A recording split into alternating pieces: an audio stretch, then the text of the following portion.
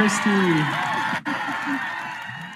It's so great to meet you, Christy. Thank you so much for taking the time to join us, and congrats on all of this early success with your book.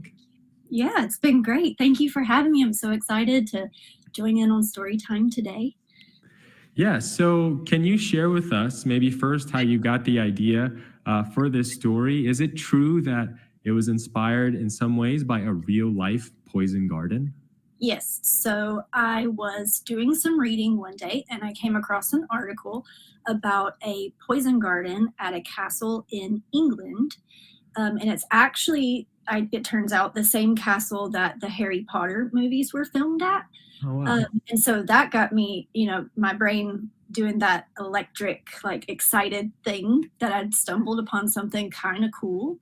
And I read more about it and found out that the Duchess, because she had planted something so strange, the other garden clubs called it a disgrace. They were not happy about her garden, but she did it anyways because she didn't want to grow the same thing that every other garden was presenting. And people from all over the world came to see it. So people love things that are a little weird. Yeah. And growing up in rural Georgia, did you also like to plant any marvelously strange plants growing up? So right now I'm in my back garden studio. It's situated my garden's right out the door. And this summer we grew black tomatoes, which were delicious, but they are pitch black. And then we grew African drum gourds that get really big and you can make drums out of them. Oh, wow. We also grew a lot of black flowers, dahlias, pansies. So all normal flowers, but in an unusual color. So. And one other quick question. So the students will see Millie has like a friend toad that kind of is with her throughout the book. Do you also have any pets or toads in your own life that go on journeys with you? So the toads around here won't really let me make them my pet. We do have a lot of them in the yard, but I haven't convinced them to be domesticated like this guy. So if you look right here, this sleepyhead, that's Hop. He's a lop-eared bunny and he mostly sleeps all day long and wakes up for snacks. And then we have 6 chickens, 3 ducks, a guinea pig, and a dog who is she's shaped more like a potato with legs, and she does mostly what Hop does, just sleep all day and snack. And then we have, I don't know how many there are, but maybe 30,000 honeybees. Oh, wow. Very cool. Yeah. Well, I think we can, we'll jump into the read aloud now. So I'll move our videos out of the way. I'll also turn my off, and I will be your page turner. You can begin when you're ready, Christy. Millie Floor's Poison Garden, written and illustrated by me. For anyone who's ever felt a little bit weird, the world is more interesting with you in it. Garden Glen was a place of sameness. Prim pastel houses, each one like the next, line the streets of Garden Glen like candies in a box. Their windows were spotless, their hedges perfectly pruned, their shutters hung straight and true.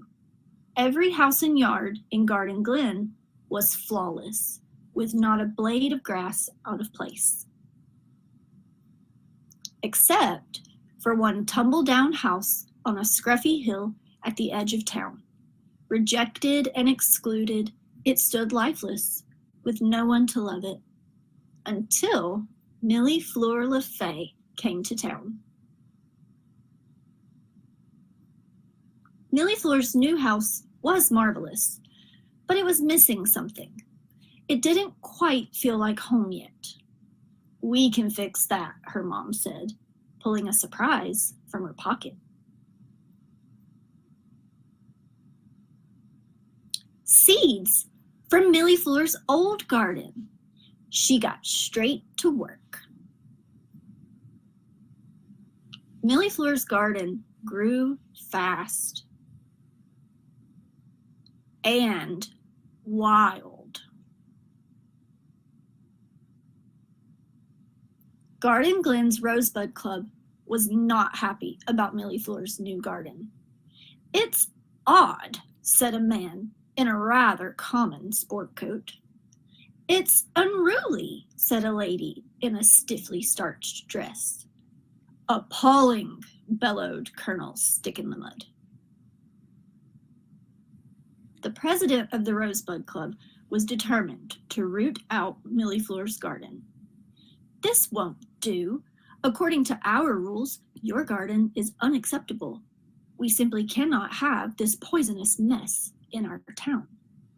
"But it's not poisonous," Millie Fleur scowled. "It's just not like yours." Millie Fleur didn't understand why the club was so upset about what she grew in her garden. "Your garden is different from anything they've ever seen before," her mother told her. "Some people are scared of things that are different." "Maybe I should plant a few roses?" Millie Fleur asked. "People here seem to like that sort of thing." "Only if roses make you happy," her mother said. That night, Millie Fleur couldn't sleep. She tossed and turned, thinking about her beloved sneezing stickyweed, her grumpy gillyflower, and her fanged fairy moss.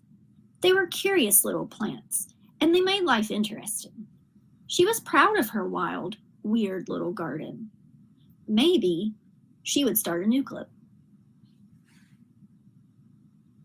The next morning, Millie Fleur got to work on a plan. She knew there must be someone who would appreciate what made her garden so special. "No carnivorous plants. Notice of violation. Mow it down. Neat and tidy lawns only. By order of the Rosebud Club. Final warning." She paid no attention to the disapproving notices posted at her gate as she made her way to school. Show and tell today. At recess, she invited her entire class to visit her garden. She wasn't sure anyone would come. Story friends, we're going to ask you a question.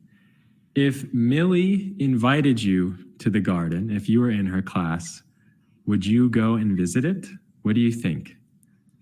Share if you would go, and then we'll turn the page and find out if the students in her class go and visit it too. We'll give you a couple more seconds to let us know. We have many adventurous students tuning in today because 97% of them would totally go visit the garden. Very cool. Let's see if her fellow students do too. But curiosity got the best of them. Even their teacher came to see what all the fuss was about. "Prepare to be amazed," Millie Fleur declared. "But please, stay on the path. Some of the plants have teeth." As they made their way through the garden, they were astonished and a little grossed out, and at times a little nervous. But they all agreed. Millie Fleur's garden was wonderfully weird. Slowly but surely, bits of Millie Fleur's garden began to take root all over town. First annual Garden Glen Youth Plant and Seed Swap. All varieties welcome. Some things stayed the same, but there was one thing for sure. Garden Glen was forever transformed by Millie Fleur's strange and magnificent garden. Though the windows were still spotless and the shutters still hung straight, the yards that were once identical now sprouted unique personalities, making Garden Glen a truly one-of-a-kind place.